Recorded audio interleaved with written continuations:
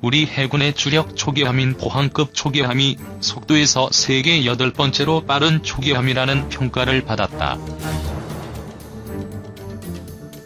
해군 전문 매체 네이벌 테크놀로지가 8일 발표한 속도 기준 세계 톱10 초계함 순위에서 한국 포항급은 8위에 올랐다. 초계함은 연안 초계와 고속 공격에 쓰이는 함정을 말한다. 대함전과 대잠전용으로 건조된 포항급은 해상 여건에 따라 최고 32노트의 속도를 낼 수 있는 것으로 평가됐다. 총 24척이 건조됐고 현재 18척이 전세계 5개국 해군에서 현역으로 남아있다고 네이벌 테크놀로지는 전했다. 포항급은 길이 83.3m, 너비 10m, 만재 배수량은 1220톤다. 승조원은 105명이다. 대함전 포항급 초계함 4척은 액조세 미사일 2발, 구경 76mm 오토멜라라 콤팩트 함포 2문, 에멀릭사의 기관포 2문으로 무장하고 있다. 대잠전용 포항급은 이외에 40mm 함포, 하푼 미사일, 어뢰, 폭뢰 등으로 무장한다고 네이벌 테크놀로지는 설명했다. 포항급은 속도 기준 톱10 초계함 중 덩치가 가장 큰 함정으로 평가됐다. 속도가 가장 빠른 초계함은 노르웨이 해군의 쇼급이 차지했다.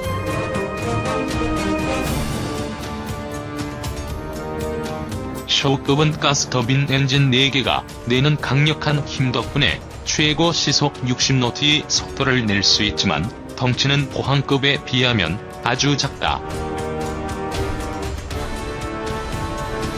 길이 47.5m, 너비 13.5m의 배수량은 274톤인 경공격 고속정이다. 무장은 튼실하다. 콩스버그사의 대함미사일 8발, 오퍼브레다사의 고속 다목적 함포 1문, 구경 12.7mm 다목적 기관총 2문, 미스트랄 단거리 대공 미사일 등으로 무장한다. 2위는 러시아의 타란툴급 고속정으로 최고 속도는 42노트다. 길이는 56m. 예 소련이 개발하고 러시아 등 13개 해군이 사용하고 있다. 3위는 시속 40노트의 최고 속도를 내는 터키 해군의 길리즈급 고속함이 올랐다. 도겔리르센, 페로프트가 설계한 초계함으로 분류된다.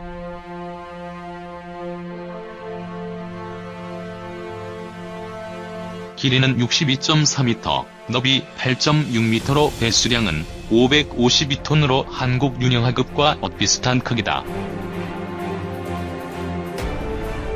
76mm 함포와 40mm 쌍열 부포, 하푼 등으로 무장한다. 4위는 시속 36노트를 내는 이탈리아가 건조하고 이라크와 말레이시아 해군 등이 운용하는 락사마나급이 차지했다.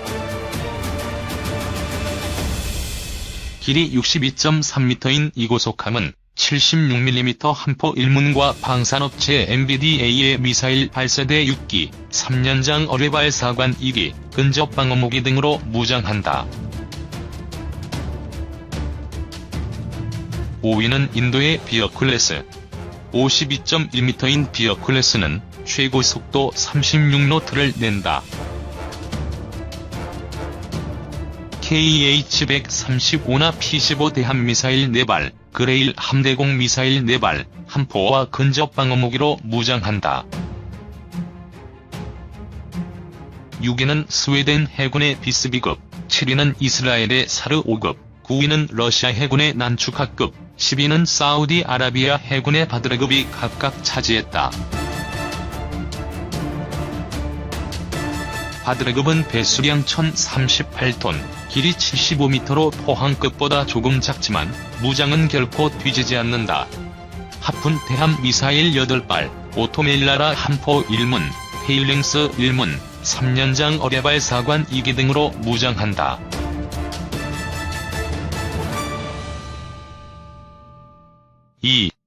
미 중과 평평한 운동장 주구 유럽서, 화웨이 제재 동참 압박. 미국이 유럽의 동맹국들을 상대로 연일 화웨이 제재 전선 동참을 요구하며 중국에 대한 압박 수위를 높이고 있다. 무역 협상이 막바지로 치닫고 있는 가운데 중국을 고립시켜 지렛대를 극대화하려는 차원으로 보인다. 유럽을 순방 중인 마이크 폼페이오 국무장관은 3일 스테프 블로크 네덜란드 외교장관과 회담을 한 뒤 미국은 수십 년간의 불공정한 무역 관행 끝에 중국과의 평평한 운동장을 추구하고 있다고 말했다고 로이터 통신이 보도했다. 미 네덜란드 외교수장은 5세대 통신망 구축과 관련한 안보 위협에 대해서도 논의했다고 로이터 통신은 전했다.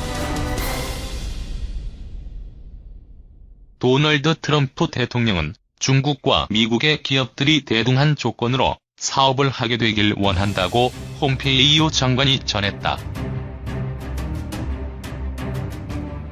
폼페이오 장관은 우리는 중국 시장에 진출하는 미국과 다른 나라 등 서방의 기업들이 서방 시장에 중국 기업들이 진입할 때 받는 저와 같은 방식으로 대우받지 못하는 데 대해 매우 우려하고 있다고 지적했다.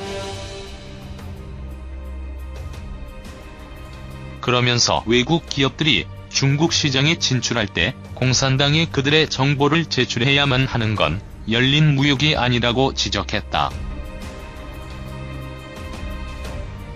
미국이 중국의 5G 이동통신 기술 선도 업체인 화웨이에 대한 거래 제한 조치를 단행한 가운데 폼페이오 장관은 유럽 동맹국들을 상대로 이러한 움직임에 합류할 것을 거듭 요구했다. 폼페이오 장관은 우리는 매우 분명히 해왔다. 우리의 요구는 우리의 동맹들과 파트너들, 우방들이 공통의 안보 이익을 위험에 빠뜨리거나 민감한 정보 공유 능력을 제약할 그 어떤 일도 하지 않는 것이라고 말했다. 이에 대해 블로크 장관은 동맹들과 정책 보조를 맞추길 원하지만 안보 관련 결정에 대해서는 모든 나라가 스스로 내려야 한다는 입장을 보였다고 로이터 통신은 보도했다. 블로크 장관은 전문가팀이 5G 통신망 경매와 관련해 안전 관련 고려사항들을 들여다보고 있다고 말했다. 앞서 폼페이오 장관은 독일을 방문 중이던 지난달 31일에도 화웨이 장비를 사용할 경우 안보 정보 등에 대한 공유를 제한할 수 있다며 유럽 동맹국들의 경고장을 보낸 바 있다. 이런 가운데 영국을 국빈 방문 중인 도널드 트럼프 미 대통령은 대중 관세 폭탄에 따른 미국 기업 및 소비자 부담 전가 우려 차단을 시도하며 관세 드라이브를 이어갔다. 트럼프 대통령은 이날 트위터에 올린 글에서 중국은 미국에서 계속 팔려나갈 수 있도록 제품에 대해 보조금을 지급하고 있다며 많은 기업이 관세 지급을 피하기 위해 중국을 떠나 미국을 비롯한 다른 나라들로 향하고 있다고 말했다. 이어 가시적인 비용 인상이나 인플레이션은 없지만 미국은 수십억 달러를 쥐하고 있다. 고 덧붙였다. 3. 화웨이 스마트폰 주문 축소로 폭스콘 생산 라인 일부 중단. 세계 최대 전자제품 위탁 생산업체인 대만 폭스콘이 화웨이의 주문 축소로 일부 생산 라인 가동을 중단했다고 홍콩 사우스 차이나 모닝 포스트가 3일 보도했다. SCMP는 익명의 소식통을 인용해 화웨이와 애플 등의 스마트폰을 위탁 생산하는 폭스콘이 최근 화웨이의 신규 제품 생산 주문 축소로 여러 생산 라인의 가동을 중단한 것으로 전했다. 이 소식통은 스마트폰 제조업체들은 생산 일정과 생산량 조정과 관련해 유연성을 지니고 있다며 이번 생산 라인 중단이 일시적인지 아니면 장기적인지는 아직 분명하지 않다고 전했다. 최근 미국 정부의 강도 높은 제재 전까지 화웨이는 스마트폰 판매에서 승승장구하고 있었다. 시장정보업체 가트너에 따르면 올해 1분기 스마트폰 세계 시장에서 화웨이는 15.7%의 점유율을 기록해 같은 기간 10.5%보다 크게 올랐다. 삼성과 애플은 각각 19.2%, 11.9%의 점유율을 기록했다.